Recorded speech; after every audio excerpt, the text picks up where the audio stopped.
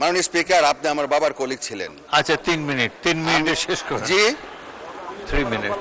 এবারের ইলেকশনে এত প্রতিশ্রুতি দিয়েছি, এত ওয়াদা করেছি, যেটা বলার ভাষা নাই।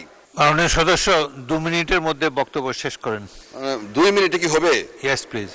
হবে। মাননীয় স্পিকার 5 মিনিট দেন। 2 মিনিট তো অনেক টাইম। মাননীয় স্পিকার, আপনি আমার বাবার কলিগ ছিলেন। আচ্ছা 3 মিনিটে শেষ করুন। জি, 3 মিনিট। হ্যাঁ 3 মিনিট।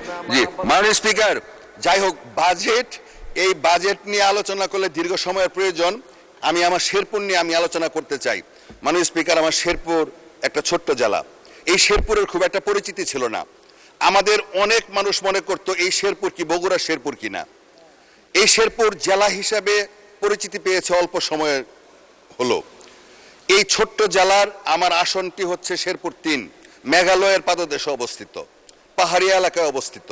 মাননীয় স্পিকার, এই এলাকার মানুষ সেই যে 69 থেকে আমার বাবাকে ভোট দিয়েছে, আমাকে ভোট দিয়েছে। মাননীয় স্পিকার, সর্বশেষ এমপি ছিলাম 2006 সাল পর্যন্ত। এরপরে 20 বছর অতিবাহিত হয়েছে।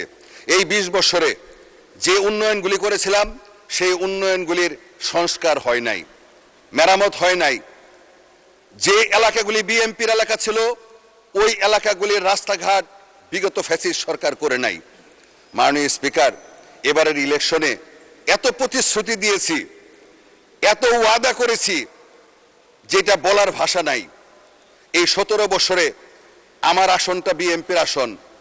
এই এলাকার মানুষ বিএনপি করার কারণে আমার এমন কোনো নেতা কর্মী নাই জেলে যায় নাই। এই 17 বছরে বেশিরভাগ নেতা কর্মী জেলখানায় ঈদ করেছে, ইফতার সেহরি করেছে জেলখানায়। রাতের পর রাত গাছের আগায় পালায়ে ঘুমাইতে হইছে, নৌকা ছেড়ে নদীর মধ্যে থাকতে হইছে, ধান খেতে থাকতে হইছে। তাদের চোখের দিকে চাইলে সহ্য হয় না মাননীয় স্পিকার। সুতরাং তাদের যে দাবি, চাকরির দাবি, ব্যবসার দাবি, উন্নয়নের দাবি, এই দাবি এবং প্রতিশ্রুতি যে কোনো মূল্যে রক্ষা করতে হবে এবং কাজ করতে হবে। আমি মাননীয় মন্ত্রী মহোদয়দের প্রতি অনুরোধ করব, দয়া করে আমার এলাকার দিকে বিশেষভাবে নজর দিবেন।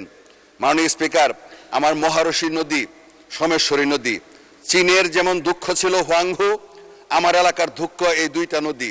এই 2টা নদী একটু বন্যা হইলেই, পাহাড়িয়া ঢল হইলেই এই নদী 2টা পার ভেঙে যায়। হাজার হাজার একর ফসলের জমি নষ্ট হয়ে যায়, ঘরবাড়ি নষ্ট হয়ে যায়, গরুর খামার নষ্ট হয়ে যায়, মুরগির খামার নষ্ট হয়ে যায়। আমার এলাকার মানুষ দরিদ্র সীমার নিচে বসবাস করে। মাননীয় স্পিকার, আমার এই নদীগুলির বাদ করা, স্থায়ী বাদ করা খুবই জরুরি। মাননীয় স্পিকার, সময় শেষ হয়ে গেল, আর 1 মিনিট। মাননীয় স্পিকার,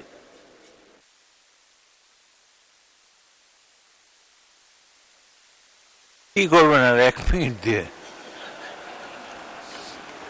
আচ্ছা বলেন 1 মিনিট আর কি বলেন, 1 মিনিট বলেন। জি, মাননীয় স্পিকার, যাই হোক, আমার এলাকার যে সমস্যাগুলি দেখেন। মাননীয় স্পিকার, এই মেঘালয়ের পাদদেশে অবস্থিত আমার এলাকা। মাননীয় স্পিকার, এখানে হাতি মানুষের দ্বন্দ্ব, এটা মানুষ শুনলে হাসে। এই আধুনিক যুগে প্রত্যেক বছর হাতির পায়ের নিচে পড়ে মানুষ মারা যায়। এটা কোনোভাবেই মেনে নেওয়া যায় না। মাননীয় স্পিকার, এই হাতি মানুষের দ্বন্দ্ব, এটার জন্য আমাদের পরিবেশ বনমন্ত্রীর উদ্যোগ গ্রহণ করা প্রয়োজন। 17 বছর কোনো কাজ হয় নাই। এই 10-12 বছরে প্রায় 50 জনের মতো লোক মারা গেছে।